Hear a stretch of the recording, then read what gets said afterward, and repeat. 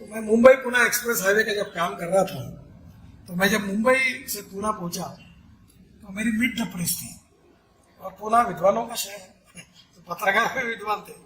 तो पहला उन्होंने मुझे प्रश्न पूछा कि हाईवे कितने रुपए में बनेगा? बोला 1800 रुपए में बनेगा। बोले आपने अभी धीरू भाई का, अंबानी जी का 3600 करोड़ का, यानी आज के 40,000 करोड़ टेंडर रिजेक्ट किया, और आप 1600 करोड़ में 1800 करोड़ बनाएंगे? वहां बनाऊंगा। बोले कितने दिन में बनाओगे? 2 साल में। बोले पैसे कितने? बोला 5 करोड़ रुपए। हंसने लगे। बोले आप कुछ भी आएंगे नेता और कुछ भी बोलेंगे तो तुम्हारे पास क्या है? बोले जिसके कारण हाईवे बनेगा। तो मेरे मुंह से एक बात निकल गई कि if there is a will there is a way, and if there is no will there is only survey, discussion, seminar, committee, sub committee and research. My strong political will is the only evidence कि मैं ये कर दूंगा। और हुआ, और 3600 करोड़ का 1600 करोड़ में हुआ। धीरू भाई पहले मेरे ऊपर नाराज थे, और मुझे बुलाकर उन्होंने कहा कि तुम जीत गए, मैं हार गया। क्योंकि मैं उनको समझाने के लिए गया और मुझे उल्टा ही बोलते थे। तो मैं नहीं बोलते बोलते बोल दिया कि अगर मैं हाईवे 2 साल में बनाऊंगा तो धीरू भाई आप क्या करोगे? अगर मैं नहीं बना पाऊंगा तो मुझे कटवाऊंगा और बोलूंगा धीरू भाई से शरीर हार गया, पर आप क्या करोगे? बोले तुम जो बोलो वो करूंगा। और जब हाईवे बन गया तो उन्होंने भोजन के लिए मुझे बुलाया। मैं, मुकेश, अनिल और चैनी साहब चारों थे, और मैं बड़े दिल के थे वो। उन्होंने कहा मैं हार गया, तुम जीत गए। नहीं धीरू भाई, आप मेरे पिता के समान हो, आप मुझे आशीर्वाद दें। बोले नितिन, मैं एक स्कूल मास्टर का लड़का था, और मेरे पिता बहुत गरीब में थे, परिवार गुजरात में बहुत गरीबी में रहते थे।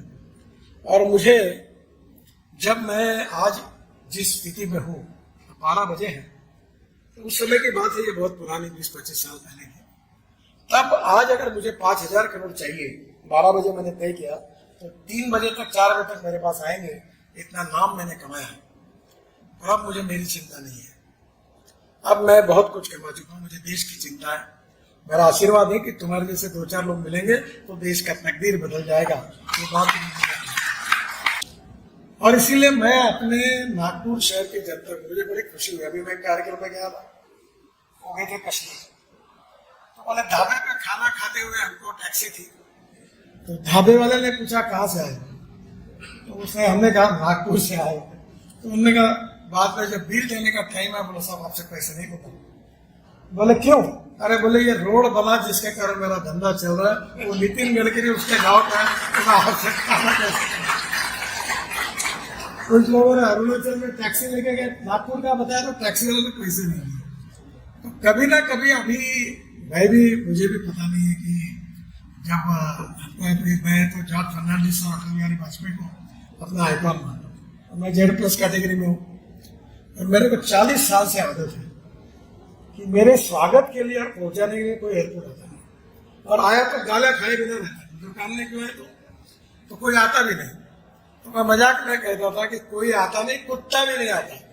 अब वो कुत्ता आने लगा, क्योंकि Z+ होने के पहले वो एक राउंड मार देता। जीवन में इस शहर ने मुझे बहुत प्रेम दिया है। मेरी क्षमता जितनी नहीं है, औकात जितनी नहीं है, उससे ज्यादा जो मुझे बहुत कुछ प्राप्त हुआ है। कुछ बातों का तो मुझे आश्चर्य लगता है। मुझे अभी 8 डिलीट्स मिली है, डॉक्टरेट्स, और मैं जब जाता हूँ मैं भी डॉक्टर नहीं लगाता, क्योंकि सच्चाई है कि मैं इमरजेंसी के 75 में, जब मैं SSC के परीक्षा में था, तो मैंने स्कूल में ध्यान देना बंद किया। हैंड राइटिंग खराब था। एक कालिदास कांगो करके तरुण भारत में पत्रकार थे, और बापू महाशय थे, वो साइकोलस्टील मशीन थे, धंधा था साइकोलस्टील मशीन। तो उन्होंने मुझे सिखा दिया कि कैसे मारना। वो स्टेंसिल बना के देते थे, और मैं दिन भर टेंसिल मार के वो पॉम्पलेट तैयार करके लोगों को पहुंचा। उस समय इमरजेंसी बहुत कड़ी थी, तो मेरा SSC में मुझे 52% ही मार्क मिले, साइंस ग्रुप में 49.26% मिले, और मैं इंजीनियरिंग कॉलेज के एडमिशन के लिए डिस्क्वालीफाई हुआ। अब मैं IIT में जाता हूँ, इंजीनियरिंग कॉलेज में जाता हूँ, यूनिवर्सिटी मुझे डिलीट देती है, IIT वाले बोलते हैं, तो मैं कहता हूँ मैं योगायोग से हूँ, मुझे एक ही बात अच्छी है मेरी, आप मेरी समझ लो। बोले क्या? मतलब ज्यादा विचार मत करो। मैं 1 लाख करोड़ का भी काम करना होगा या 100 करोड़ का भी करना होगा, तो मेरा डिसीजन मैक्सिमम 5 मिनट के अंदर होता है। करो या नहीं करो। और मुझे बाला साहब ठाकरे जी ने वो मेरे ऊपर बहुत प्रेम कर दिया। मैं एक्रिलिक के शीट पर मुझे लिखकर एक ऐसी शीट दी थी, उसमें लिखा था I like people who can get the things done. तो मैं कभी कभी, अब तो सरकार में तो विद्वान लोग बहाना ही बनाते, ये कैसे नहीं होता, ज्ञान उसके लिए खर्चा करते हैं। तो naturally I like people who can get the things done, ये बात मैंने याद रखी। और निर्णय करने में transparency, fast track decision making process, corruption free system. और सबसे पहले मुझे याद है कि कभी कभी देश के इतने बड़े बड़े कॉन्ट्रैक्टर ने मेरी गालियां खाई, मैं नाम नहीं ले सकता। तो एक कॉन्ट्रैक्टर था, मर्सिडीज थी उनकी, मैं बैठा था, तो मैंने कहा घर मैं 120 स्पीड करके मैं चाय पीऊंगा और मेरा चाय गिर गया तो तुमको ऐसा उधार दूंगा कि याद रखना, तुम कभी बोलोगे नहीं। और टेंशन में आ गए। और जब चाय पीना मैंने शुरू किया था, बोला आप भी चाय पियो ना।